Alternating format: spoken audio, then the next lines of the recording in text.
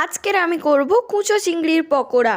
আমি যেহেতু এটা ফার্স্ট টাইম করছি, কেমন লাগে সেটা তোমাদের ভিডিওর শেষে জানাবো। এখন আমি মশলায় দিয়ে দিচ্ছি পেঁয়াজ, আদা রসুনের পেস্ট, কাঁচা লঙ্কা, লবণ, হলুদ গুঁড়ো, লঙ্কা গুঁড়ো, গোলমরিচের গুঁড়ো, জিরে ধনের পেস্ট, তারপরে বেসন আর চালের গুঁড়ো দিয়ে আমি জল দিয়ে মাখিয়ে নিয়েছি। এরপরে কড়াইতে তেলটা গরম করে তারপরে গোল গোল করে শেপ করে আমি দিয়ে দিচ্ছি কুচো চিংড়িটা পকোড়ার জন্য।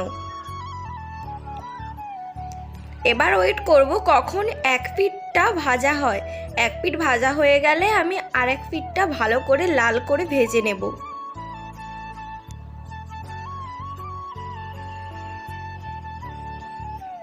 সব পকোড়াগুলো আমার উল্টে দেওয়া হয়ে গেছে, দেখো এখন ফ্রাই হয়ে গেছে।